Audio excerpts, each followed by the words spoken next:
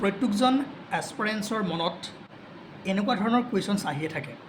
আপোনালোকে নিজৰ লগত ৰিলেট কৰিব। হয়তো আপোনালোকে কেতিয়াবা ভাবে যে এক্সামটো আহি আছে, ইয়াত হাজাৰ হাজাৰ ষ্টুডেণ্টে প্ৰিপাৰেশ্যন কৰি আছে, ভেকেঞ্চি আছে 150, 200, তাতনো মোৰ কেনেকৈ হ'ব? বা কেতিয়াবা এনেকৈও ভাবে যে মোৰ যদি নহয়গৈ কি কৰিম? বা কেতিয়াবা এনেকুৱাও আপোনালোকে ভাবি লয়, নাই মই পঢ়িবই লাগিব, 24 আৱাৰ্ছ মই টেবুলত বহি থাকিবই লাগিব, নহ'লে মোৰ নহ'ব, বাকী মই চব বাদ দি দিছোঁ। আৰু কেতিয়াবা কিছুমানে পঢ়িবলৈ প্লানিং কৰে, কিন্তু টেবুলত বহাৰ পাছত এইটো পঢ়িম নে সেইটো পঢ়িম, ইটো ছাবজেক্ট পঢ়িম নে সেইটো ছাবজেক্ট পঢ়িম, এনেকুৱা বহুতো আপোনালোকৰ মানে খেলি মেলি লাগি যায়। ঠিক আছে, এইখিনি কথা মই বহুতৰে পৰা শুনিছোঁ, বহুতে মোক মেছেজ কৰিছে, বা মই নিজেও এনেকুৱা কেতিয়াবা নহয় কেতিয়াবা ফিল কৰি আহিছোঁ। এতিয়া প্ৰথম কথাটো হ'ল, চাওক, একদম চিম্পল কথা, যদি আপোনালোকে দেহে প্ৰাণী কষ্ট কৰি পঢ়ি আছে, কিবা এটা এক্সাম আগত লৈ বা টাৰ্গেট লৈ আপোনালোকে পঢ়ি আছে, তেনেহ'লে বাহিৰা কথা একো ভাবিব নালাগে।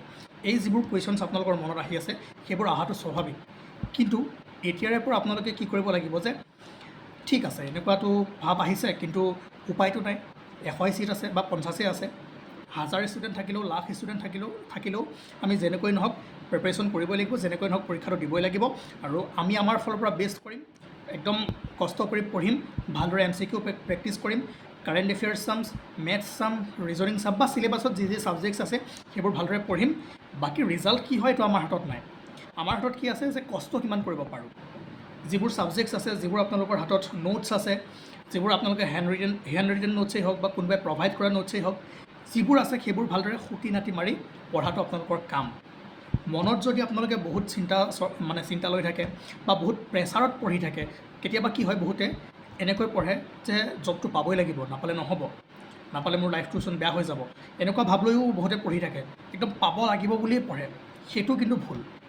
ঠিক আছে, আপোনালোকে যিবোৰ টপাৰ আছে, যিসকলে জবছ পাইছে বা যিসকলে এনেকুৱা ধৰণৰ কম্পিটিটিভ এক্সামত ভাল স্ক'ৰ কৰিছে, তেওঁলোকক সুধিব, তেওঁলোকে কষ্ট কৰিছে, বহুত পঢ়িছে, কিন্তু ইমান বহুত বেছি ডিফাৰেণ্ট মানে যিবোৰ চিন্তা সেইবোৰ মানে কৰি থকা নাই। তেওঁলোকে পঢ়িছে, হ'লে হ'ব, নহ'লে নাই, কষ্ট কৰিছোঁ, ৰিজাল্ট কি হ'ব, কাট অফ কিমান যাব, কিমান ষ্টুডেণ্ট আছে, সেইবোৰ তেওঁলোকে চিন্তা নকৰে। তেওঁলোকৰ এটাই কাম, পঢ়া কাম। যদি আপোনালোকে পঢ়িব এৰি পৰীক্ষাটোৰ পেপাৰ কেনেকুৱা হ'ব, কাট অফ কিমান যাব, কিমান মানুহে দি আছে, হ'বনে নহয়, মই পঢ়িয়ে আছোঁ, মোৰ ৰিজাল্ট ভাল নহ'ব, এইবোৰ যদি ভাবি থাকে, তেতিয়া আপুনি যিমানেই ভালদৰে নপঢ়ক কিয়, একো বস্তু মনত নৰখে, চব ওলাই গুচি যাব।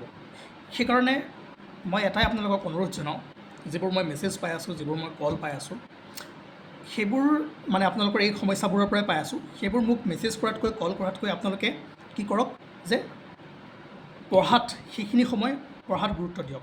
বা যদি পঢ়িব মন যোৱা নাই, অলপমান ওলাই যাওক, গাঁৱৰ ওচৰে পাঁজৰে ঘূৰক, খেলক, এক্সাৰচাইজ কৰক, জিম কৰক, সেইবোৰ কামত আহিব। গান গাওক, ডান্স কৰক, এক্টিভিটিছবোৰ কৰি থাকক। যদি পঢ়িব মন নাযায়, নপঢ়িব। সেই পঢ়িব মন নোযোৱা সময়খিনিত আপোনাৰ মনত তেনেকুৱা চিন্তা আহি থাকে, মোৰচোন পঢ়া হোৱা নাই, বেলেগে বহুত পঢ়ি আছে, বেলেগে চাকৰি লৈ ল'ব, বেলেগে পাছ কৰিব, মই নকৰিম। এইবোৰে আপোনাক কিমান বেয়া ইম্পেক্ট পেলাই আছে আপুনি নিজে গম পোৱা নাই। ভাবক, বহুত ষ্টুডেণ্ট আছে, বহুত কষ্ট কৰি পঢ়ি আছে, বহুত মানে কি ক'ম, আজি 4-5 বছৰৰ পৰা দিন ৰাত পঢ়ি আছে, তথাপিও তেওঁলোকৰ এক্সাম ভাল হোৱা নাই বা চাকৰি ল'ব পৰা নাই। এনেকুৱা বহুত ষ্টুডেণ্ট আছে, আপোনালোকে কমেণ্ট কৰক, হয়নে নহয়? সেইসকলৰ প্ৰব্লেমটো কি জানে? এয়াই, পঢ়িব বহি তেওঁলোকে অভাৰ চিৰিয়াছ হৈ যায়, অভাৰ মানে চিন্তা কৰে যে নহ'লে কি হ'ব, হ'বই লাগিব। বা তেওঁলোকে যিবোৰ এক্সট্ৰা এক্টিভিটিছ থাকে, গান হওক, ক'ৰবাত ফুৰিব যোৱা, বা কাৰোবাৰ লগত কথা পতা, অলপমান ছ'চিয়েল মিডিয়া ইউজ কৰা। ছ'চিয়েল মিডিয়া বহুত বেছি ইউজ কৰিব নালাগে, পৰাপক্ষত নকৰিবই, তথাপিও 2-এটা বস্তু ইউটিউবত বা টুইটাৰ অলপ চলপ চাব পাৰে, আপডেট কি হৈ আছে সেইবোৰ চাব পাৰে। ঠিক আছে, যিবোৰে এইবোৰৰ পৰা একেবাৰে কাট আউট হৈ অকল পঢ়াতে লাগি আছে বা এনেকুৱা ধৰণৰ চিন্তা কৰি আছে, মই পাবই লাগিব, নাপালে কি হ'ব, তেওঁলোকৰ কিন্তু অলপমান ইম্পেক্ট পৰেগৈ প্ৰিপাৰেশ্যনত। ঠিক আছে, গতিকে মই এটাই কওঁ, ফ্ৰী মাইণ্ডত পঢ়ক। যি বস্তু আছে আপোনাৰ লগত, জৰে নোটছ হওক বা আপোনাৰ হেণ্ড ৰিটেনেই হওক, NCERT বুকেই হওক, সকলোবোৰ কিতাপত, সকলোবোৰ মেটেৰিয়েলছত চব একেই থাকে। খালি আপোনালোকৰ কাম MCQ প্ৰেক্টিছ কৰা আৰু একদম ৰিফ্ৰেছ হয়। ঠিক আছে, উইদাউট প্ৰেছাৰ। যি হয় দেখা যাব, সেইমতে পঢ়ক। যদি এক্সাম ভাল নহয় তাৰপিছত মোক কমেণ্ট কৰি জনাব, ঠিক আছে। আগত কি কি এক্সাম আছে আপোনালোকে নিশ্চয় জানেই, সেইবোৰ সেইমতে প্লান কৰক আৰু সেইমতে পঢ়ি যাওক, নহ'লে পিছত গৈ সমস্যা হ'ব, ঠিক আছে। গতিকে আজি ভিডিঅ'টো দীঘলীয়া নকৰোঁ, মই এটাই চামাৰি কৰোঁ যে মনত বহুতো প্ৰশ্ন আহি থাকে, সেইটো মই গম পাওঁ, আপোনালোকে নক'লেও মই বুজি পাওঁ যে আপোনালোকৰ লগত বহুতে কম্পিটিশ্যন কৰি আছে, ইমান কম ভেকেঞ্চিত হ'বনে নাই, নহ'লে কি হ'ব, কাট অফ কিমান যাব, পেপাৰখন কেনেকুৱা আহিব পাৰে, মই যে পঢ়ি আছোঁ সেইবোৰ কামত লাগিবনে নালাগে, এনেকুৱা বহুতো চিন্তা চৰ্চা আহে। গতিকে পঢ়াৰ সময়ত সেইবোৰ আঁতৰাব, পঢ়িব, একদম ফ্ৰী মাইণ্ডত থাকিব, ওলাই যাব, খোজ কাঢ়িব, এক্সাৰচাইজ কৰিব, নিজৰ হবিবোৰ সদায় পূৰণ কৰি যাব, যিবোৰ বস্তু ভাল পায় সেইবোৰ কৰি যাব। আৰু এনেকৈ যদি আপোনালোকে ফ্ৰী হৈ, মানে যিবোৰ মই কি কওঁ, ইফালৰ পৰা চিন্তা সিফালৰ পৰা চিন্তা, এইবোৰ যদি আপোনালোকে আঁতৰাই পেলাই ভালদৰে পঢ়িব পাৰে, যি হয় হ'ব বুলি যদি আপোনালোকে পঢ়িব পাৰে, তেনেহ'লে আপোনালোকৰ এক্সাম ভাল হ'ব, ঠিক আছে। গতিকে প্ৰিপেৰেশ্যনটো বহুত আপোনালোকে হাৰ্ড কৰি নেপেলাব, নিজেই কমপ্লেক্স ঠাইত সোমাই নাযাব, চিম্পুল ৰাখক, ষ্ট্ৰেইট ফৰৱাৰ্ড ৰাখক, আৰু যিবোৰ বস্তু আছে সেইবোৰ 4বাৰ 5বাৰ 10বাৰ ৰিভিজন দিয়ক, ঠিক আছে।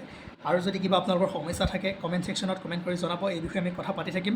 আৰু মাজে মাজে এনেকুৱা ছেশ্যন বা এনেকুৱা আমাৰ আপোনালোকৰ যিবোৰ কুৱেশ্যনছ থাকে তাৰ ওপৰত আনচাৰ দিবলৈ মই ট্ৰাই কৰিম। কিন্তু যিমানে যি নকয়, শেষত এটাই মই ক'ব বিচাৰোঁ, যিয়ে বহুত প্ৰেক্টিছ কৰিব, যিয়ে বহুত পঢ়িব, যিয়ে আটাইতকৈ বেছি ৰিভিজন দিব, তেওঁৰ পৰীক্ষা ভাল হ'ব, ঠিক আছে। যিয়ে চিন্তা কৰি থাকিব, যিয়ে কাট অফ ভাবি থাকিব, তেওঁলোকৰ পৰীক্ষা ভাল নহয়, ঠিক আছে। ৰিভিজন কৰক, যিখিনি বস্তু আছে সেইখিনি বাৰ বাৰ কৰক, UIQ কৰক, MCQs কৰক, ঠিক আছে। আৰু আপোনালোকৰ যদি কিবা কুৱেশ্যনছ থাকে, কিবা জানিব লগা থাকে, কমেণ্ট কৰিব, কমেণ্ট ছেকশ্যনত কমেণ্ট কৰিলে আমি সকলোবোৰ উত্তৰ দিবলৈ ট্ৰাই কৰিম। Thank U.